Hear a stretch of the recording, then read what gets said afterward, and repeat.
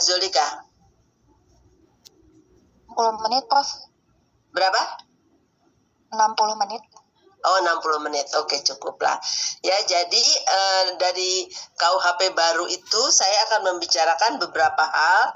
Yang pertama adalah perumusan tujuan pemidanaan yang sangat syarat dengan hak asasi manusia. Lalu ada alternatif pidana penjara. Oh, namanya udah berbeda ya. Ada pemaafan peradilan, ada pidana mati percobaan, ada pidana denda yang dapat diangsur, perlindungan saksi dan korban, pidana tambahan berupa ganti rugi, perlindungan penyandang disabilitas, dan kriminalisasi paksaan dan penyiksaan. Jadi ini adalah untuk setiap isunya sebenarnya itu adalah satu kuliah. Tapi karena saya diminta bicara semuanya dalam waktu 1 jam, nanti saya harus meringkas semuanya ya, ada dalam beberapa slide. Oke, kita mulai dengan perumusan tujuan pemidanaan. Ini merupakan satu pergeseran paradigma pemidanaan yang kita alami dengan adanya KUHP baru. Paradigma pemidanaan yang lama nanti kita bicarakan setelah saya membicarakan apa saja sih tujuannya. Jadi tujuan pemidanaan yang ada dalam KUHP itu merupakan satu kebaruan ya, satu novelty yang dirumuskan dalam KUHP baru. Di awalnya saya termasuk yang menentang. Kenapa ya tujuan pemidanaan itu harus masuk ke dalam KUHP? Kenapa saya menentang? Karena tujuan pemidanaan ini kita biasanya bicarakan dalam konteks philosophy of punishment atau filsafat pemidanaan. Ya, jadi harusnya kalau filsafat itu tidak menjadi hukum, gitu ya. Nah, ini yang kemudian membuat saya waktu itu menyatakan keberatan saya di awal-awal itu, dan kemudian waktu itu ketua timnya adalah Profesor Marjono Sodiputro almarhum sekarang ya, yang mengatakan bahwa pertama sampai saat ini tuh para hakim memang tidak memiliki pedoman dalam menjatuhkan putusan, dalam memeriksa. Jadi kita perlu kasih mereka. Ya, dan kemudian juga ini diperlukan tentu saja juga bagi jaksa karena mereka yang mengajukan tuntutan. Artinya tuntutan itu juga harus merefleksikan tujuan pemidanaan yang ada di sini. Yang pertama adalah pencegahan. Ya, pencegahan yaitu mencegah terjadinya tindak pidana lagi. Ini adalah tujuan dari hukum pidana sebenarnya ya. Tujuan hukum pidana itu utamanya bukan untuk menghukum, akan tetapi untuk mencegah orang melakukan tindak pidana dengan asumsi bahwa kalau ada ancaman hukuman, pasti orang akan berpikir-pikir matang untuk bisa melakukan tindak pidana. Tapi ternyata kita masih banyak sekali yang mengalami tindak pidana, apalagi korupsi. Yang kedua, dengan adanya pemidanaan itu diharapkan si terpidana itu bisa menjalani yang namanya rehabilitasi atau kita sebut pemasyarakatan. Ya, dan ini sudah rumuskan di dalam Undang-Undang Nomor 22 tahun 2022 yaitu tentang pemasyarakatan.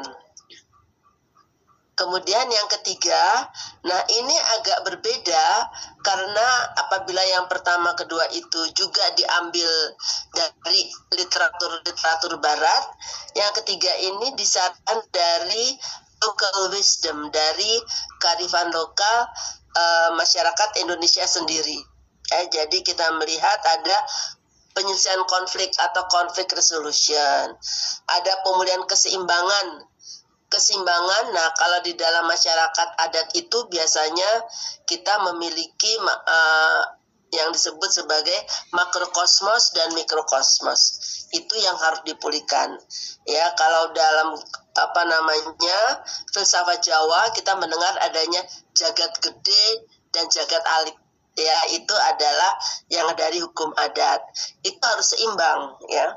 Dan kemudian yang ketiga adalah menciptakan rasa aman dan damai dalam masyarakat. itu merupakan tujuan pemidanaan yang diambil ya, disarikan dari kearifan lokal yang ada di Indonesia. Nah, kemudian yang keempat adalah penemuan penyesalan terpidana dengan harapan setelah dia dihukum, maka terpidana ini akan introspeksi dirinya sendiri dan kemudian menyesali apa yang telah dia lakukan dan tidak mengulanginya lagi. Jadi ini adalah tujuan pemidanaan yang dirumuskan di dalam KUHP yang baru itu, Undang-Undang Nomor 1 Tahun 2023. Slide berikutnya. Oh, ini ada saya taruh latar belakangnya di sini. Ya, KUHP lama memang tidak bicara tentang apa tujuan pemidanaan, ya, itu tidak ada di sana. Nah, adalah pemidanaan itu cenderung untuk retributif, ya. Apa itu retributif? Retributif itu adalah suatu pandangan yang mengatakan bahwa semua kejahatan itu harus diberi konsekuensi negatif, konsekuensi yang menderitakan, yaitu hukuman. Tidak boleh ada kejahatan yang tidak dihukum. Jadi hukuman merupakan satu konsekuensi yang pasti, ya, absolut dari terjadinya suatu tindak pidana. Nah, itu adalah yang retributif. Intinya adalah orang yang melakukan kejahatan itu harus dibalas. Itu sebabnya disebut retributif, atau kalau kita pakai bahasa Latinnya adalah lex talionis. Ya, jadi ada pembalasan yang dilakukan oleh negara kepada si pelaku kejahatan. Dan kemudian juga dengan ketiadaan tujuan pemidanaan di KUHP lama, putusan cenderung menjadi mekanistik dan legalistik. Mekanistik artinya apa? Artinya hanya melihat apakah unsur-unsurnya terbukti atau tidak, itu saja. Ya, jadi kalau Anda belajar KUHP, pasal-pasal kan pasti ada unsur-unsur pasal. Nah, itu hanya yang lihat itu saja. Ya, dan legalistik. Jadi tidak melihat hal-hal lain yang berada di luar unsur-unsur tersebut. Dan akhirnya muncullah disparitas dan disproporsionalitas putusan. Ya, disparitas itu artinya adalah ada perbedaan, ya, antara putusan satu dengan putusan lain untuk kasus yang sama atau kasus yang setara.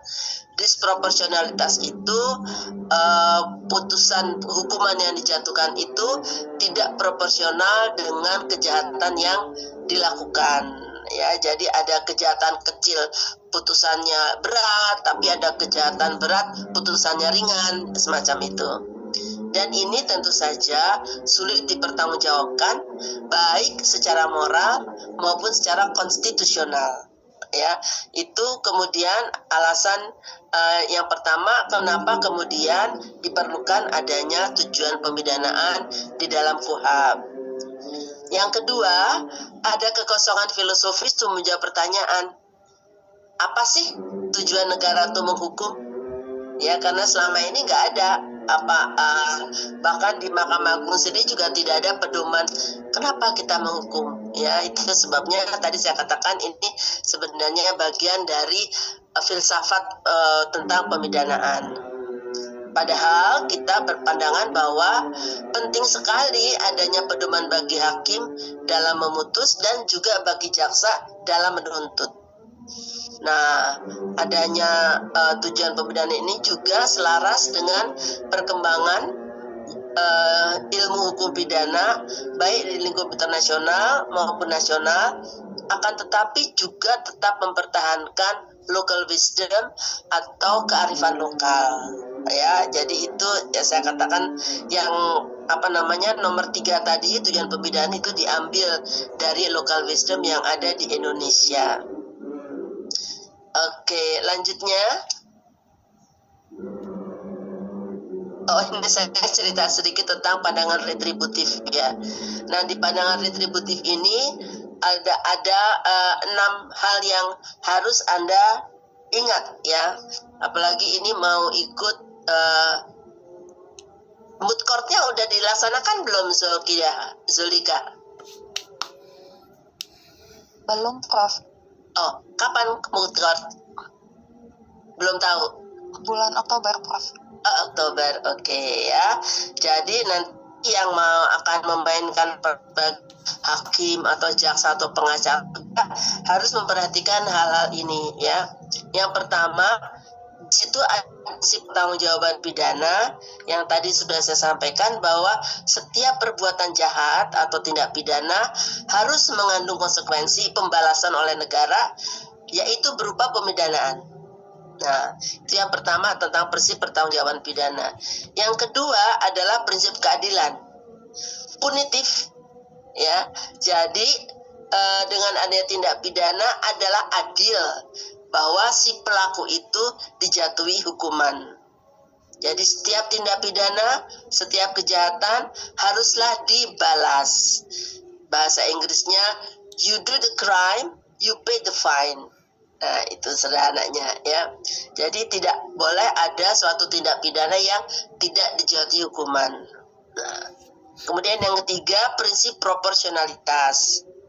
Yang tadi saya katakan dengan adanya ini kok walaupun ada prinsip proporsionalitas dalam pandangan retributif, tapi ternyata belum digunakan sepenuhnya oleh para hakim.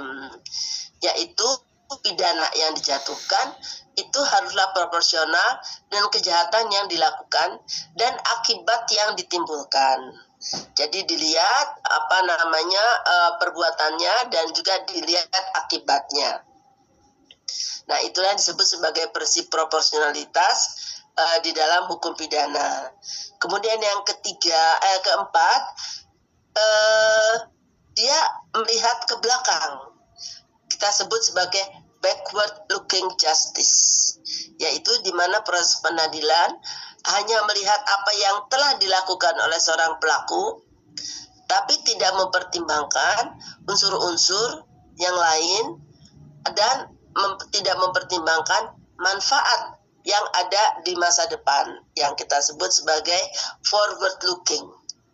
Jadi tidak cukup hanya melihat unsur-unsur tindak pidana saja, ya, akan tetapi harus melihat kalau dia dipidana itu nanti kira-kira akibatnya apa, faktor-faktor apa juga yang harus dipertimbangkan. Ya, yang ini sudah dirumuskan di dalam pasal 54 KUHP. Ya, jadi kalau Anda mau melakukan pembelaan atau mau melakukan pertimbangan hakim ya atau tuntutan jaksa, jangan lupa melihat satu tadi pasal 51 tentang tujuan pemidanaan, yang kedua adalah pasal 54 tentang faktor-faktor yang harus diperhatikan dalam konteks pemidanaan. Oke. Jadi backward looking. Kemudian yang berikutnya adalah prinsip keadilan korektif, yaitu bahwa pidana itu harusnya memperbaiki ketidakseimbangan yang diakibatkan oleh suatu tindak pidana yang dilakukan oleh si pelaku kejahatan. Lalu yang berikutnya adalah ada larangan menghukum orang yang tidak bersalah karena merupakan tindakan yang sangat salah secara moral. Jadi ini adalah 6 asumsi pandangan retributif yang perlu dipahami ya, dan inilah yang walaupun tidak kita tinggalkan seluruhnya ya.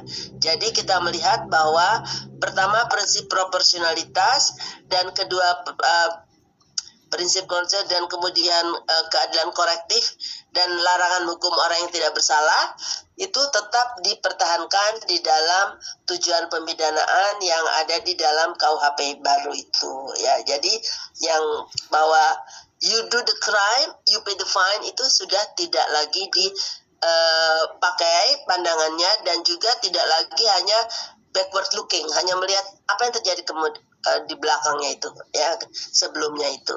Inilah yang kita sebut sebagai pandangan retributif. Lanjutnya, sekedar untuk informasi, tapi buat saya ini penting sekali buat seluruh mahasiswa hukum ya, itu adanya 3 macam pendekatan yang berkaitan dengan pemidanaan. Yang pertama adalah pendekatan yang korektif, yang mengoreksi, ya, yaitu memperbaiki perilaku pelaku, bukan sekedar menghukum tentu saja. Karena kejahatan itu dipahami sebagai perilaku menyimpang.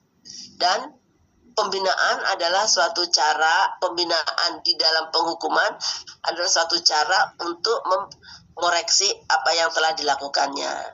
Nah, ini di dalam KUHP baru tercermin dalam beberapa jenis pidana, yaitu ada pidana pengawasan, pidana kerja sosial, ada pembinaan dalam lapas, ada evaluasi perilaku pelaku yang dilakukan melalui pemberian remisi dan asimilasi, dan kita juga memasukkan adanya kemungkinan perubahan pidana dengan syarat-syarat tertentu.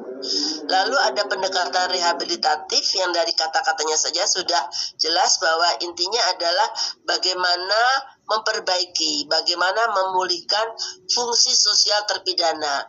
Jadi bukan cuma memperbaiki personalitas kepribadian si terpidana, tapi memulihkan fungsi sosialnya. Karena dipahami bahwa kejahatan itu adalah gejala dari masalah personal atau sosial, dan jangan lupa situ. Ya, jadi bukan hanya masalah personal saja, bukan kepribadian saja, tapi juga masalah sosial. Nah, untuk itu maka pidana yang ditawarkan dan tindakan yang ditawarkan adalah rehabilitasi, ada perawatan medis dan psikososial, ada pengenaan tindakan, pengurangan pidana berbasis perkembangan pelaku, dan pertimbangan dampak pidana terhadap masa depan pelaku. Nah, yang ketiga adalah pendekatan restoratif, yang sekarang kita lihat di KUHP juga sudah masuk tentang mekanisme keadilan restoratif. Intinya to restore itu adalah pemulihan. Ya, jadi di sini diharapkan bahwa ada pemulihan hubungan antara terdakwa dengan korban, dan juga antara korban, pelaku, dan harmoni sosial. Jadi intinya tujuannya itu jauh lebih komprehensif, lebih besar daripada sekedar tujuan yang pendekatan yang korektif atau rehabilitatif. Di sini kejahatan dipandang sebagai pelanggaran terhadap rajutan hubungan sosial, ya, the fabric of social relation. Jadi bukan hanya pada negara, ya, tapi hubungan sosial dalam masyarakat juga. Oleh sebab itu, dalam KUHP baru kita akan melihat adanya pemaafan korban, ada pemulihan korban, ada keseimbangan kepentingan korban, pelaku, dan masyarakat, ada pengakuan akan living law, yaitu hukum yang di luar masyarakat, serta ada ruang bagi penyelesaian di luar SPP yang kita sebut sebagai pendekatan dengan keadilan restoratif. Ya, jadi tiga ini adalah yang melandasi kenapa kemudian kita bermuara pada KUHP yang baru itu. Next slide. Nah, isu yang kedua yang berperspektif HAM ini juga akan sangat menarik apabila dijadikan bahan untuk tesis atau skripsi Anda, yaitu alternatif pidana penjara, ya, yang sangat syarat dengan isu human right. Ya, di sini pada saat ini memang penjara menjadi primadona. Jadi diharapkan setelah berlakunya KUHP baru, dia tidak lagi jadi primadona. Apa akibatnya? Akibatnya terjadi overcrowding di lapas. Overcrowding, tahu ya, overcrowding itu adalah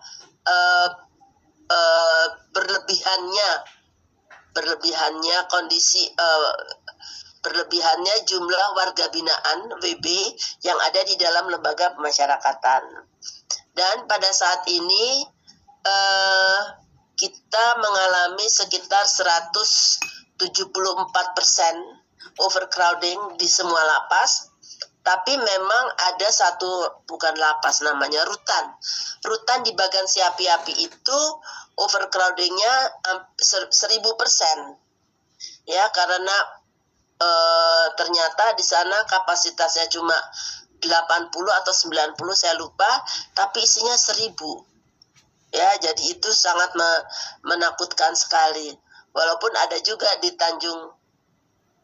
saya lupa Tanjung Pinang atau Tanjung Pandan, ada rutan yang 0,57%. Ya, jadi ini memang ada disparitas di dalam penempatan orang-orang dalam penjara.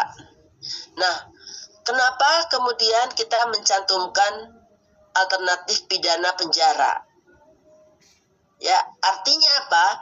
Artinya tindak pidana tersebut sebenarnya diancam dengan pidana penjara. Jadi di dalam KUHP nggak ada pidana lain selain pidana penjara, itu kan pidana pokoknya. Jadi ada pidana pengawasan, itu nggak ada di pasal-pasal. Akan tetapi ini nanti kita lihat adalah merupakan satu cara atau straf modus untuk menjalani pidana penjara. Apa latar belakangnya? Apa urgensi kita memasukkan alternatif pidana penjara? Pertama adalah mengurangi penjatuhan pidana penjara, ya. Artinya, ini kok jadi huruf X gitu, saya nggak tahu kenapa ini. Mengurangi prison overcrowding, itu intinya. Kemudian yang kedua, mengurangi efek buruk dari pidana perampasan kemerdekaan atau pidana penjara, ya, di mana akan muncul yang namanya prisonisasi. Prisonisasi itu adalah penanaman nilai-nilai dalam penjara kepada si warga binaan, ya, sehingga mereka akhirnya mengikuti bagaimana nilai-nilai dan budaya di dalam penjara itu. Nah, dengan alternatif pidana penjara, maka masyarakat juga dapat berinteraksi dengan si warga binaan dan membantunya menjalankan kehidupan sosial yang bermanfaat, ya. Jadi sudah banyak macam-macam organisasi yang membantu warga binaan yang dijatuhi alternatif pidana penjara. Dan yang tidak kalah pentingnya adalah mengurangi pola pikir bahwa pidana itu dijatuhkan untuk pembalasan. Ya, jadi itu yang menjadi alasannya. Nah, alternatif pidana penjara ini adalah tadi saya sudah sampaikan cara melaksanakan pidana penjara, ya. Jadi sanksinya tetap pidana penjara, tapi tidak perlu dilaksanakan apabila ada syarat-syaratnya. Dan ini juga menjadi alternatif atas pidana penjara singkat, ya. Karena pidana penjara singkat itu membuat program tidak efektif, ya, karena tidak memberikan efek jerak. Apa saja bentuk alternatif pidana penjara? Yang pertama denda, ya. Jadi untuk yang kedua pidana pengawasan. Nah, untuk denda dan pidana kerja sosial itu adalah ditujukan bagi orang yang melakukan tindak pidana yang diancam dengan pidana penjara di bawah 5 tahun. Tapi kalau yang diancam dengan pidana penjara maksimal 5 tahun, itu dapat dikenakan pidana pengawasan. Ini semua tergantung pada tuntutan jaksa dan juga tentunya yang lebih penting adalah pada putusan hakim, ya. Jadi ini adalah upaya, ya, dari pembentuk undang-undang KUHP untuk bisa mengurangi lebih banyaknya orang masuk penjara dan menyebabkan adanya overcrowding. Lanjut. Yang ketiga yang kita bicarakan adalah pemaafan peradilan, ya. Tadi sudah saya katakan bahwa pandangan retributif itu mengatakan bahwa orang yang melakukan kejahatan harus dihukum, ya. Nah, ini berbeda sekarang, ya, perkembangannya. Ini kita temukan di dalam pasal 54 ayat 2, di mana hakim dapat memberi maaf walaupun si terdakwa terbukti secara sah dan meyakinkan melakukan tindak pidana, ya. Jadi mereka itu para hakim itu tidak harus menjatuhkan hukuman, ya. Nah, ini merupakan satu putusan hakim yang didasari pada beberapa pertimbangan. Pertama, ringannya perbuatan, Yang kedua adalah keadaan pribadi pelaku. Yang ketiga, keadaan pada waktu dilakukan tindak pidana, kemudian keadaan yang terjadi kemudian, serta segi keadilan dan kemanusiaan. Sebentar. Siapa tadi namanya? Zulika? Bisa nggak teman-temannya diminta untuk membuka kamera? Saya merasa tidak berinteraksi dengan manusia. Kalau saya ngomong terus semua kameranya dimatiin. Boleh nggak disuruh buka kamera? Baik, Prof. Untuk teman-teman peserta semuanya diharapkan untuk menonaktifkan kamera. Mengaktifkan. Prof, kenapa? Nggak, Anda bilang menonaktifkan atau mengaktifkan? Oh, iya. Mohon maaf, Prof. Mengaktifkan ya. Iya, jadi saya kalau kayak ngomong di atas gunung nggak ada yang dengerin gitu kayaknya. Boleh dibuka kameranya?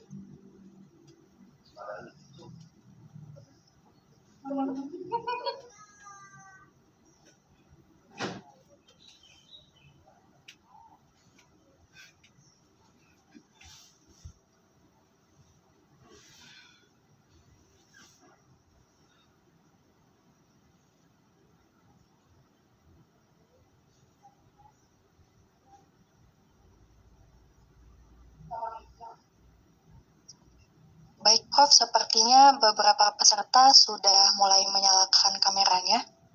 Ya tolong diingetin ya, karena saya agak merasa mubazir itu ngomong orangnya sedang beli empe-empe somai di depan rumahnya gitu, terus saya ngomong nggak ada yang dengerin. Itu saya agak kurang bersemangat jadinya bicaranya itu. Oke, ya dari panitia juga belum semuanya tuh. Melda, Miki Haninsa juga belum buka. Cynthia, Aurela, buka. Boleh dibuka kameranya? Ya, ada training center, ada Dwiki, Putra Satrio, Megi, Aidilova, ada Zahra. Ya, kalau belum kita lihat bahwa di KUHP yang lama itu putusannya cuma putusan bebas, lepas, dan pemidanaan. Nah, sekarang ditambah bentuknya ada pemaafan dan juga tindakan. Next slide. Nah, ini pidana mati percobaan yang juga menimbulkan banyak perdebatan. Saudara-saudara yang sedang dengerin saya boleh buka kameranya enggak ya? Kayaknya baru 20% yang buka kamera. Oke, ini adalah pidana mati percobaan yang merupakan hasil kompromi antara mazhab abolisionis. Abolisionis itu adalah kelompok yang meminta abolisi atau penghapusan pidana mati atau pidana mati. Kemudian ada masa pretensionis yang mempertahankan to retain ya pidana mati. Kemudian kita melihat juga bahwa kalau di KUHP lama itu pidana mati adalah pidana pokok, tapi di KUHP baru ini bukan pidana pokok, tapi pidana bersifat khusus. Apa kekhususannya? Artinya ada dua hal. Yang pertama dijatuhkan dengan percobaan 10 tahun, ya, dan kemudian diancamkan secara alternatif. Nah, di awal tahun ini keluarlah Undang-Undang Nomor 1 Tahun 2026 yang mengubah pasal 100, ini ada di pasal 100, yang mengatakan bahwa hakim menjatuhkan pidana mati dengan percobaan dengan melihat dua hal, yaitu melihat apakah terdakwa itu menyesali, apakah ada harapan dia memperbaiki diri, dan perannya di dalam suatu tindak pidana. Ya, nah jadi ketika kita sedang akan membuat peraturan pelaksanaan, dari Pak Wakil Menteri mengatakan, oh ini semua putusan pidana mati harus dengan percobaan. Saya mengatakan nggak bisa karena harus memperhatikan ada yang pasal 100 huruf A dan B itu. Ya, kemudian akhirnya saya bilang ya kalau ini mau dijadikan suatu mandatory verdict, putusan yang wajib, maka huruf A dan B di pasal 100 ayat 1 harus hilang. Akhirnya kemudian dihilangkan dalam Undang Nomor 1 tahun 2006. Apa artinya percobaan 10 tahun? Pertama, dia tidak dieksekusi segera, tapi harus nunggu 10 tahun. Apabila setelah 10 tahun ternyata dia menunjukkan perbuatan yang terpuji, maka hukuman mati itu dikonjugasi, diubah menjadi pidana penjara seumur hidup ya setelah melalui proses assessment, dan ini semuanya diputuskan melalui keputusan presiden setelah mendengar dari pandangan dari Mahkamah Agung. Nah, yang kedua adalah diancamkan secara alternatif, yaitu hakim dapat memilih pidana lain, mencantumkan pidana lain yaitu penjara seumur hidup atau pidana penjara waktu tertentu apabila itu dianggap lebih tepat. Nah, lalu kita juga mencantumkan, nah pada saat ini saudara-saudara perlu tahu bahwa terpidana mati di Indonesia itu jumlahnya sekitar 564. Ada bahkan yang sudah 27 tahun berada di penjara. Artinya, apabila pun nanti dia akan dieksekusi, dia menjalani pidana penjara dan pidana mati. Ya, karena sudah 27 tahun. Oleh sebab itu, kami merumuskan pasal 101 dalam KUHP yang intinya adalah memberikan kemungkinan bahwa, memberikan hak bagi seorang terpidana mati yang permohonan garisnya sudah ditolak. Tapi 10 tahun sejak penolakan itu ternyata dia tidak juga dieksekusi, bukan karena dia lari, ya. Nah, sinilah kemudian pidana matinya diubah menjadi pidana penjara seumur hidup dengan keputusan presiden. Nah, di sini ada juga perubahan yang dilakukan dalam Undang-Undang 1 2026, karena tadinya pidana mati dapat diubah menjadi pidana penjara hidup, sekarang kata dapatnya hilangkan sehingga hanya pidana mati diubah menjadi pidana penjara seumur hidup. Oke, ya ini pidana mati percobaan. Ini baru nomor 4 ya, kita tadi ada 9 dan kemudian ada KUHP juga. Lanjutnya, siapa tadi namanya, Zolika, Ya, Prof. supaya nggak pada tidur, apabila ada yang mau bertanya, silakan raise hand ya. Jadi nggak usah nunggu karena ini panjang sekali ya nanti presentasi saya. Baik, Prof. Oke. Kemudian isu yang kelima adalah pidana denda. Sekarang pidana denda itu tidak lagi dicantumkan dalam setiap pasal tindak pidana. Ya, pencurian diancam dengan pidana penjara 5 tahun atau pidana denda sekian, itu nggak ada lagi. Yang ada adalah kategori, dan kategori ini ada 8, mulai dari 1 juta sampai dengan 50 miliar. Ya, ini ada di pasal 79, tapi ada minimumnya yaitu 50.000. Beda yang banyak ya dengan KUHP lama. Pertama, itu bisa dibayar dengan mengangsur, dengan mencicil. Yang kedua, hakim nggak boleh hanya melihat aturan, pidananya misalnya narkotika, itu pidana dendanya jumlahnya 800 juta. Padahal yang menjadi kurir narkotika itu ada seorang tukang becak seorang pengangguran ya, yang pasti nggak punya duit 800 juta. Ya, akibatnya itu menjadi temuan BPK terhadap jaksa. Kan jaksa yang mengeksekusi. Mana nih 800 jutanya? Ya, akhirnya terjadilah masalah di situ ya. Jadi hakim harus mempertimbangkan kemampuan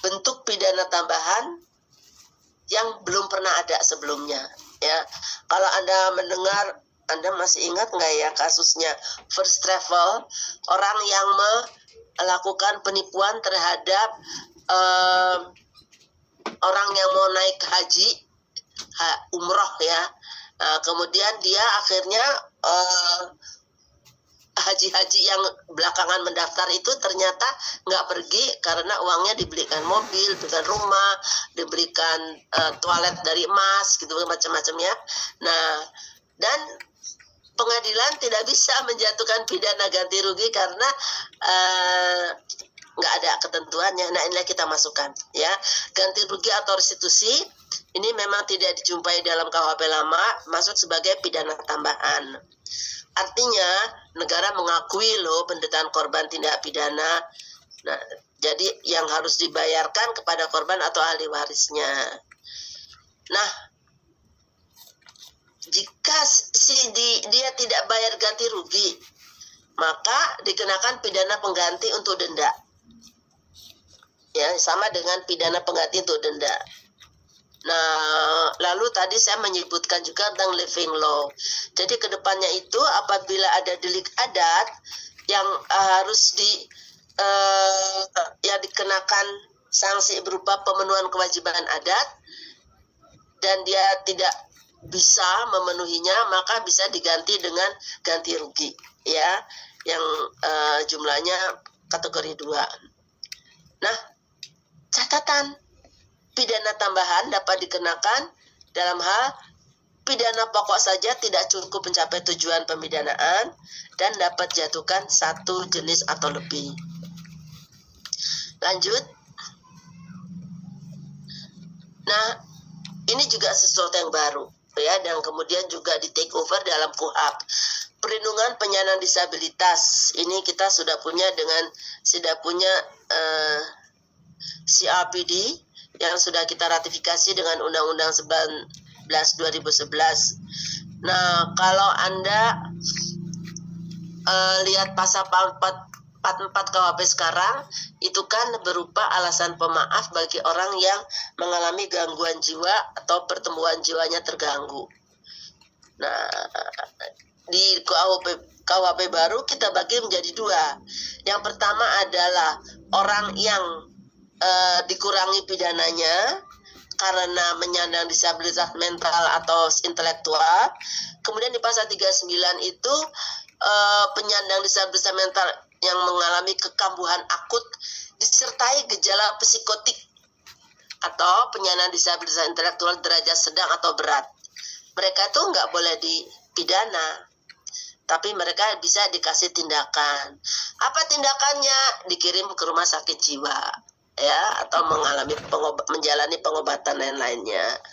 Nah, itu lalu kalau kita lihat juga itu tadi sebagai pelaku di pasal 473 itu ada penyandang disabilitas sebagai korban.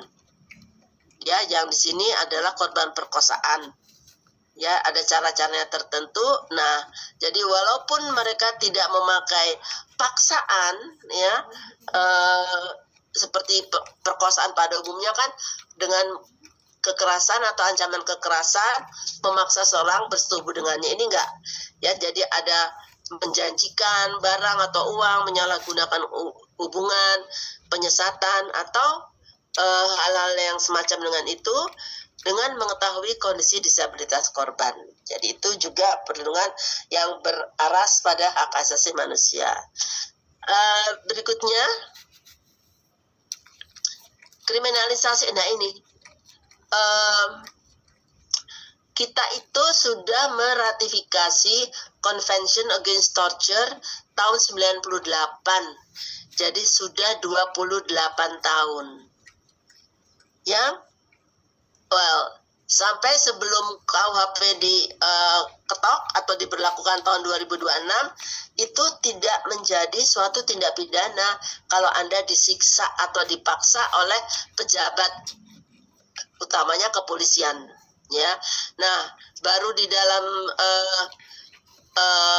KUHP inilah kemudian kita masukkan orang yang pejabat ya, yang dalam perkara pidana memaksa seorang mengaku atau memberi keterangan, ya, itu 4 tahun. Tapi kalau dipaksa dengan disiksa, ya, disiksa itu saudara-saudara bukan cuma dipukulin ya, akan tetap bukan cuma menyebabkan penderitaan fisik, tapi juga menyebabkan penderitaan psikologis.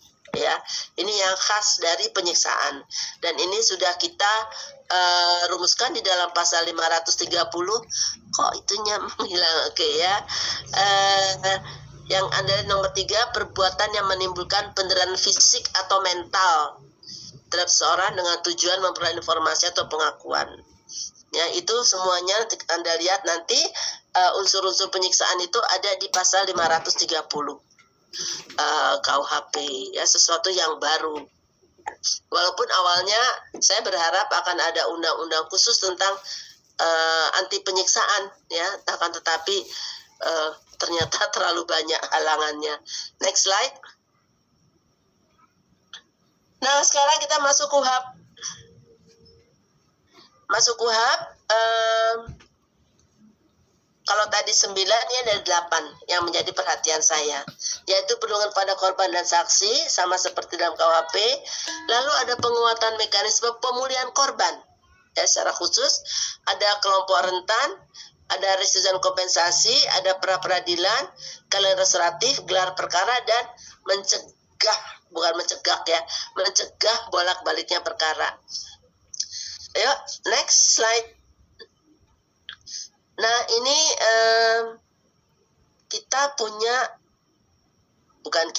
PBB mempunyai Declaration of Basic Principles of Justice for Victims of Crime and Abuse of Power. Itu tahun 85. Nah, kita juga mengikuti tersebut, walaupun ini declaration, ya. Kalau declaration itu tidak ada kewajiban untuk mengesahkan atau meratifikasi, karena dia sifatnya deklarasi. Ya. Di dalam KUHP sudah ada pengakuan status hukum korban dan saksi, dan definisinya ada di pasal 1, di mana kalau kita lihat di pasal 53 ada sejumlah hak dan perlindungan fisik, psikis, dan hukum bagi saksi dan korban. Dan ini dilakukan utamanya adalah melalui LPSK. Nah, bahkan saksi juga bisa memberi keterangan tanpa sumpah atau janji. Kalau ada anak atau penyandang disabilitas yang menjadi saksi, itu juga tidak harus memberi keterangan dengan sumpah atau janji. Nah, lalu banyak yang mengatakan bahwa KUHP ini sudah mengatur mengenai victim impact statement. Apa artinya? Artinya adalah bahwa statement atau pernyataan 4:30 ya, masih lama, panas. Oke. Jawabnya salah. Ketika dia menyampaikan keterangan mengenai apa yang dia alami dan apa yang dia inginkan, itu harus diperhatikan oleh hakim. Jadi statementnya punya impact. Nah, di dalam pasal 263, korban dapat memberi keterangan dan menyampaikan kerugian. Tapi tidak ada kewajiban bagi hakim untuk membuatnya sebagai bagian dari hal yang diperhitungkan oleh si hakim. Jadi saya sebut sudah ada itu, tapi belum sepenuhnya merefleksikan konsep victim impact statement. Walaupun beberapa teman mengatakan itu sudah, menurut saya belum, karena dia dapat memberikan, tidak ada hakim wajib mendengarkan dan mempertimbangkan keterangan dan permintaan korban. Victim seperti itu.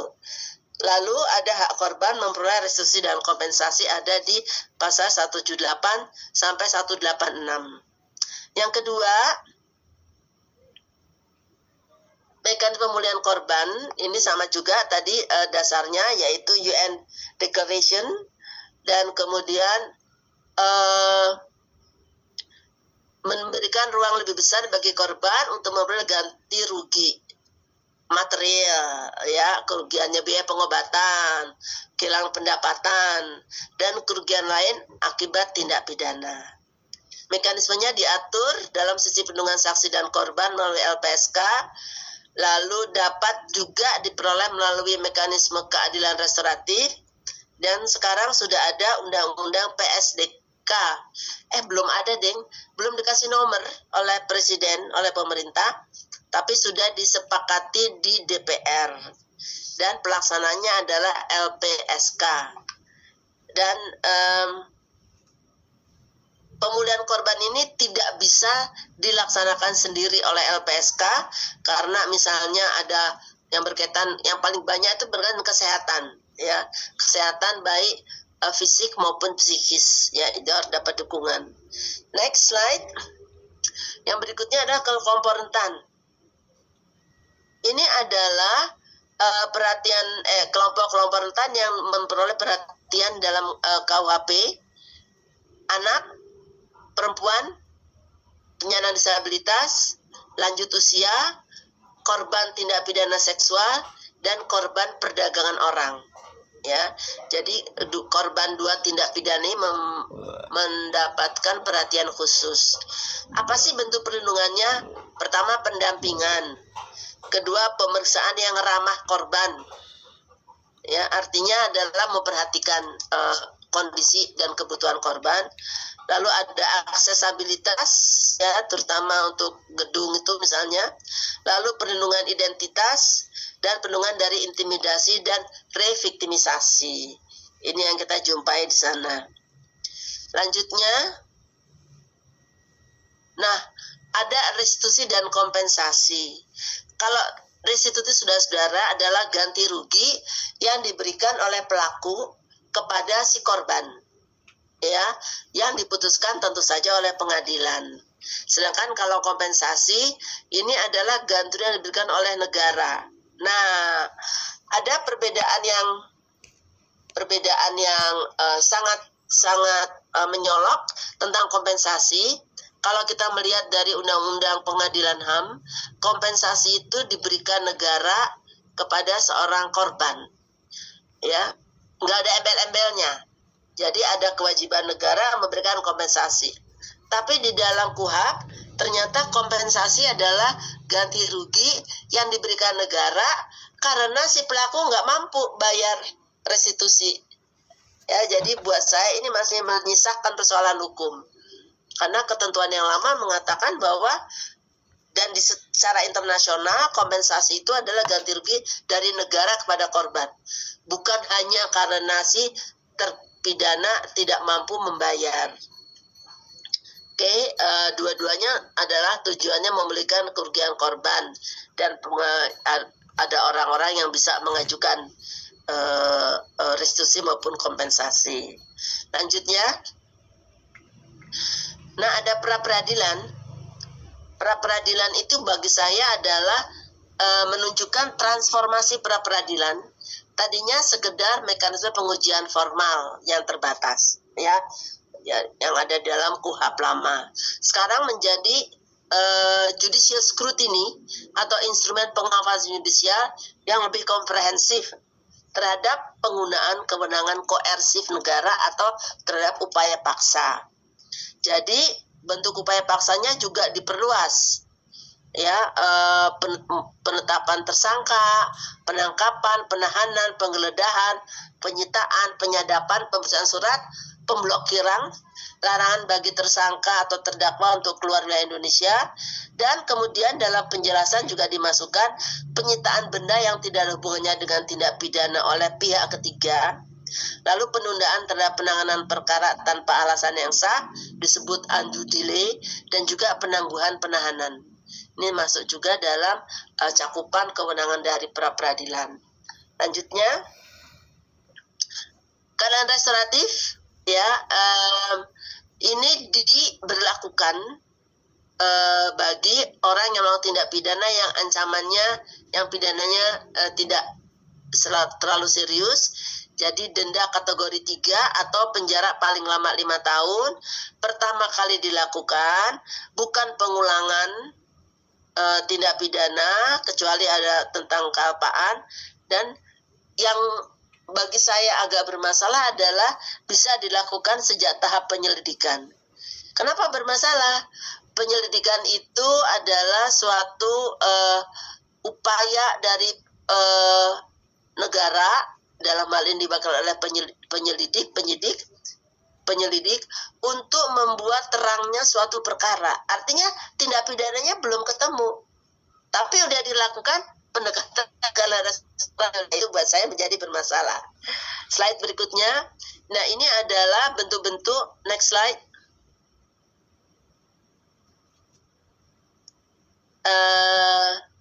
Bentuk-bentuk dari pemulihan yang bisa ya, tapi tidak terbatas ya, yang bisa dicapai dengan melalui mekanisme keadilan restoratif. Pertama, pemaafan yang berbeda ya dengan pemaafan yang dalam KUHP tadi ya. Kalau tadi kan pemaafan hakim, kalau ini pemaafan dari korban atau keluarganya. Kemudian pengembalian barang, penggantian biaya perawatan, ganti rugi atau kerugian lain, perbaikan atas kerusakan, dan ganti rugi akibat tindak pidana. Nah, ya ini yang diatur dalam KUHP. Lanjut. Lalu ada gelar perkara. Gelar perkara ini adalah memastikan bahwa penyelidikan dilakukan dengan proper,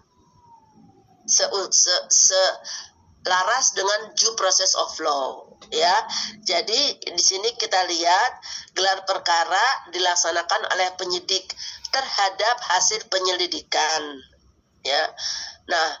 Kalau ini diputuskan statusnya adalah tindak pidana, maka penyidik kemudian menindaklanjuti. Ya, hanya kemudian dari LPSK mengajukan keluhan karena rumusan semacam ini memperpanjang masa tunggu bagi saksi atau korban untuk memperoleh bantuan dan atau perlindungan. Ya.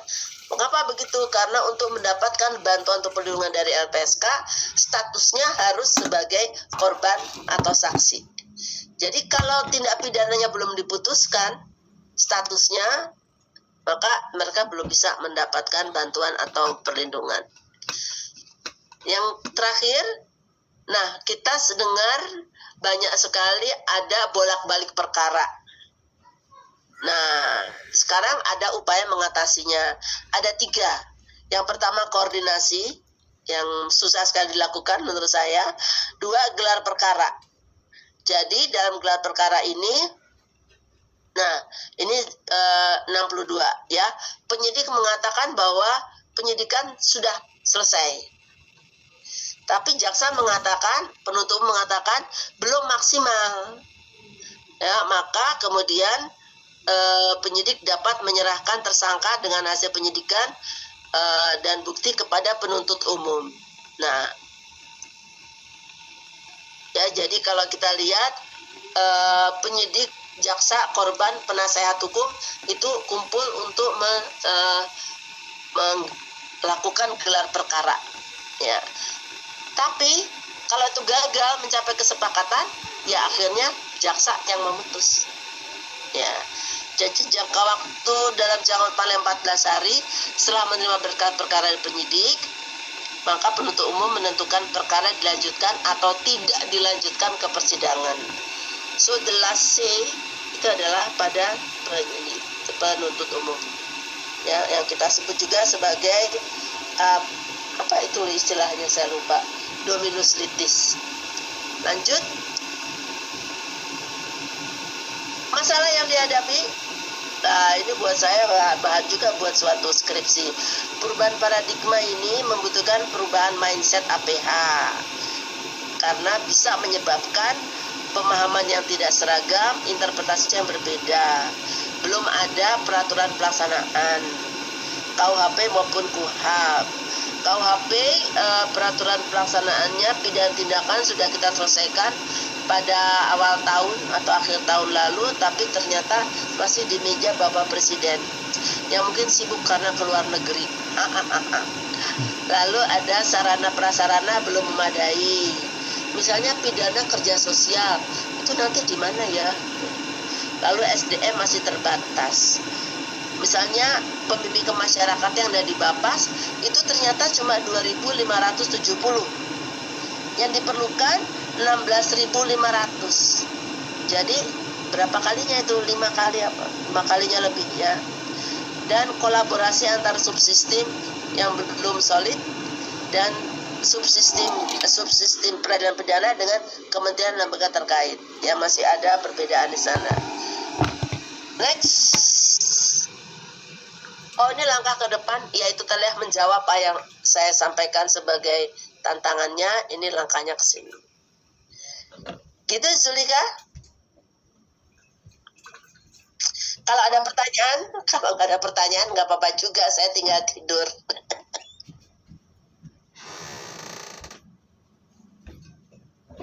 Baik, terima kasih Ibu Prof. Hakrisati Hakrisnawo, SHMA PhD atas pemaparan materi mengenai perlindungan HAM sebagai landasan integrasi KUHP dan KUHAP nasional yang tentunya menambah wawasan teman-teman peserta. Selanjutnya, untuk mempertajam pemahaman terkait materi yang disampaikan, kita akan beralih ke sesi tanya-jawab. Izinkan saya untuk mengingatkan kembali kepada Abang, Mbak, dan teman-teman peserta yang ingin bertanya dapat menggunakan 2 cara. Pertama, secara langsung dengan mengaktifkan fitur raise hand dan setelah dipersilakan oleh MC dapat menyebutkan nama, asal instansi, dan pertanyaannya. Atau yang kedua, secara tidak langsung dengan menuliskan nama, strip, asal instansi, strip pertanyaan pada kolom chat dengan menggunakan bahasa yang sopan, yang kemudian akan dipilih oleh MC untuk dibacakan. Terima kasih. Masa iya nak sopan? Baik, untuk peserta Bang Fakri dan Yuga diperbolehkan untuk mengaktifkan mikrofon untuk mengajukan pertanyaan. Baik, sebelumnya terima kasih. Yang mengucapkan terima kasih juga kepada Prof. Tuti atas pemaparan materinya. Sebelumnya perkenalkan Prof. Nama saya Fahri, mahasiswa FHUI Angkatan 2024. Saya ingin bertanya mengenai sebenarnya pasal 38 dan 39, Prof. Kan tadi sempat disinggung sedikit. Nah, ada pertanyaan begini, Prof. 38 itu kan sebenarnya dasarnya adalah kurang mampu bertanggung jawab.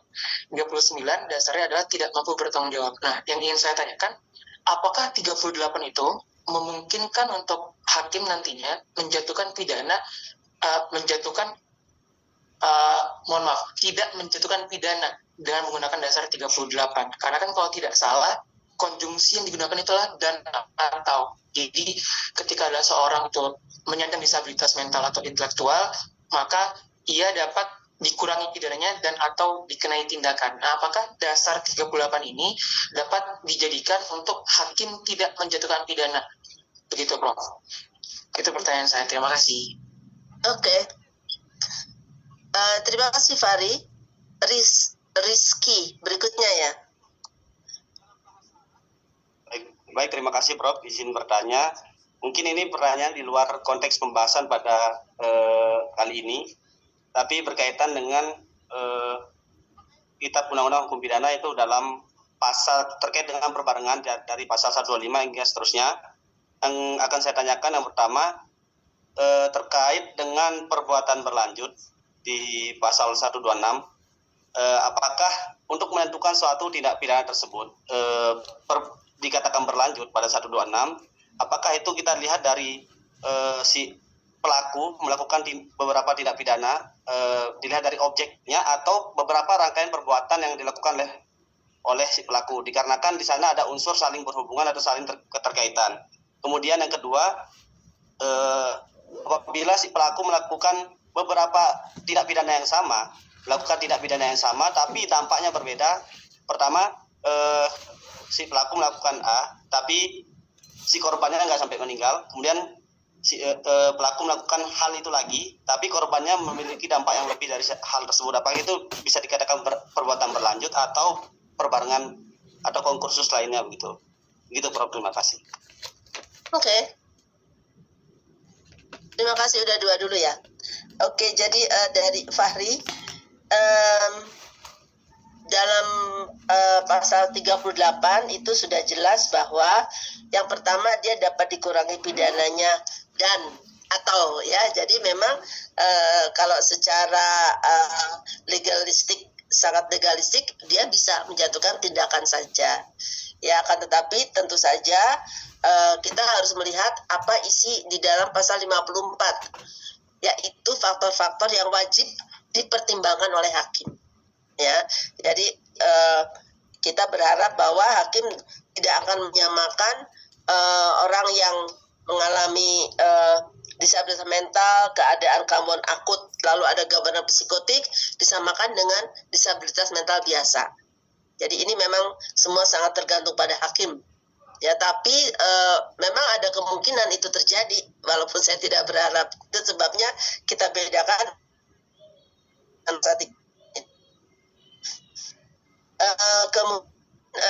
di Rizky, perbuatan berlanjut itu muncul dari satu mens rea, ingat Panji, jadi saya satu niat. Jadi dari awal itu niatnya adalah melakukan perbuatan yang beberapa berlanjut gitu ya. Nah itu ya yang kita rumuskan di dalam teoritis ya. Kalau kita lihat di dalam pasal 126, beberapa tindak pidana saling berhubungan. Nah, jadi harus ada lanjutannya. Misalnya kalau Anda di perbankan itu ada pernah dengar ya Ponzi scheme, skema Ponzi ya, pernah dengar ya. Jadi dia setiap kali ngambilin uang dari nasabah sedikit demi sedikit. Nah itu sampai berlama-lama sampai bertahun-tahun itu. Nah itu perbuatan berlanjut ya. Nah itu jadi jelas harus muncul dari satu niat yang sama. Tapi kalau ada beberapa tindak pidana, misalnya dia tadi mau melakukan penganiayaan, ternyata cuma kemudian kan dengan luka berat terus sampai mati gitu. Nah itu kita tidak bisa katakan perbuatan berlanjut karena memang bukan muncul dari satu niat yang sama. Jadi memang harus dikaitkan dengan syarat-syarat dari suatu konkursus ya. Di sini kita lihat ada perbarengan yang dilakukan dalam waktu yang berbeda dengan modus yang berbeda.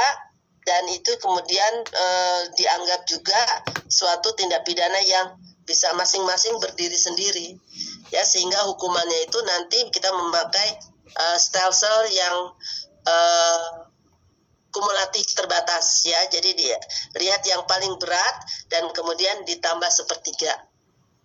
Itu yang berkaitan dengan perbuatan berlanjut tadi. Masih ada Zulika?